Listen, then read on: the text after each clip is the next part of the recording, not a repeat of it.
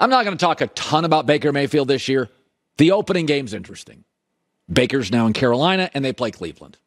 And that'll be one of my Blazing 5 picks. So it's interesting. It would not be very interesting. If Sam Darnold was playing Cleveland, it's a hard game to watch. Baker makes it fun. And he does have a history of channeling his emotion for these individual revenge games, and he's pretty good. But this is an interesting story, and this kind of goes to the heart. Because I was right on Baker. Most of you were wrong. It's okay. Don't need to remind you every week, but whatever.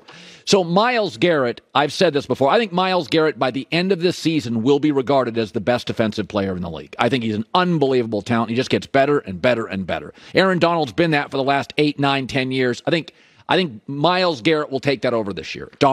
Aaron Donald will be second. But Baker Mayfield apparently sent him. Baker Mayfield sent him a text when he left Cleveland. He said he appreciated the time we got to spend together and getting to know each other and growing together. I read the text, but, there were some disagreements we had at a base level. I'm not mad at the guy anyway, but I just didn't know how to reply to that thing with Baker, so I didn't reply to him. And that is at the heart of my issue with Baker Mayfield. Now, I know what you're saying right now. It's not Baker's fault. Yeah, it is. Did Tom Brady ever not get along with his best teammate? Did Peyton Manning, Troy Aikman, Joe Montana ever not get along with their best teammate? Listen, it's one thing if you're a star quarterback or a quarterback and you don't get along with a scout team safety or like a backup to a backup tight end. Somebody that's a little cockier than they should. They should be, a little more respectful for your position. But he didn't get along with OBJ. Baker didn't. He didn't get along with Myles Garrett. And Nick Chubb took a shot at him 2 days ago.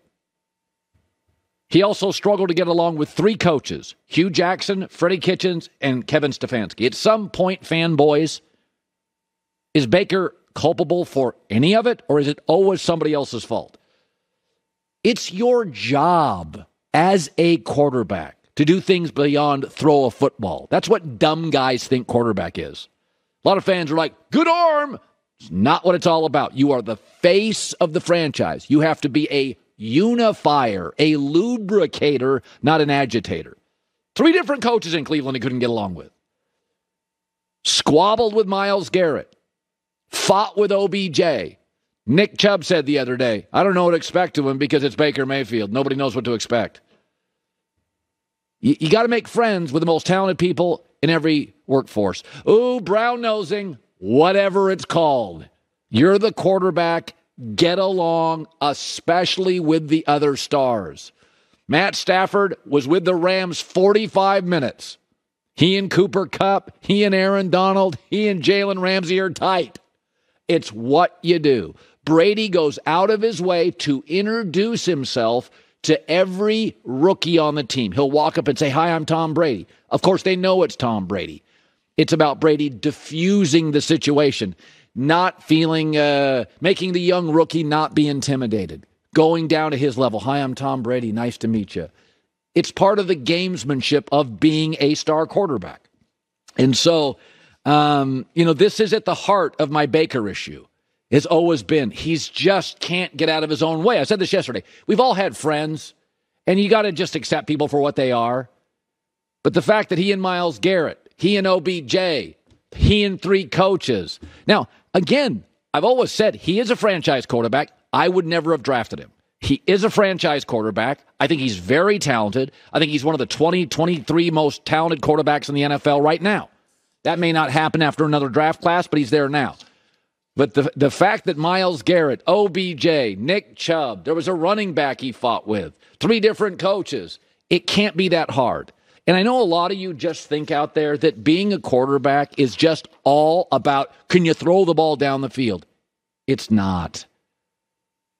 The reason Mahomes gets the money, the reason Burrow will, the reason Russell Wilson does, and the reason eventually Lamar will. You don't have to get along with everybody. I mean, you're not going to be in a room with 80 people and get along with everybody. But sometimes you have to at least avoid agitation. Suck up, fall on the sword.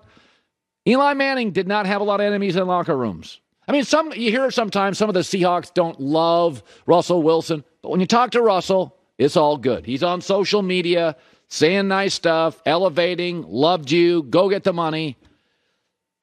Myles Garrett, OBJ, Nick Chubb, Hugh Jackson, Freddie Kitchens, Kevin Stefanski, agitating constantly. It's not that hard. Get out of your own way. So Dak Prescott, limited in practice. Yeah. He's got new cleats and it bothered his ankle. So it's funny. If you look at the Buccaneers' defensive front, along with Buffalo's, I could argue those are the deepest defensive fronts in the league. Linebackers, pass rushers, Buffalo 1, Tampa 2. If you look at the Rams' O-line, lost a left tackle, not very good at left guard, it looks a lot like the Cowboys situation. Left tackle's hurt, left guard left. So it feels like to me, Dallas hosting the Buccaneers, the D-line outrageously healthy and talented against the beat-up O-line or a weaker O-line, I think Dallas could be in big trouble.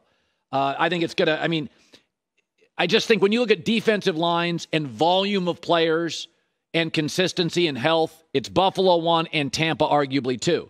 And if you look at offensive lines that have aggressed this offseason, it is Dallas 1 and the Rams 2. So, and when I hear Jerry Jones say, we're going to go back to the run game. Well, time out. Not with this O-line, you're not. You're not going back to the run game with this O-line. This is the first time that Dallas will ask Dak Prescott to play behind a below-average offensive line. And somebody this morning that knows a lot about football, and here's what's interesting. So what did the Rams lose this past offseason? A left tackle, Andrew Whitworth, an edge rusher, Von Miller, and OBJ. What did the Cowboys lose this offseason? Tyron Smith, left tackle's hurt. Randy Gregory, edge rusher, and Amari Cooper left. And you know the game in the NFL. It's not about your entire roster. You can be average at linebacker, safety, guard, running back, you can be okay. The Rams lost 3 crucial positions last night, and they were all clearly an issue. Dallas has lost the exact same spots. Left tackle, pass rusher, primary outside weapon. So I didn't put that in the Blazing Five.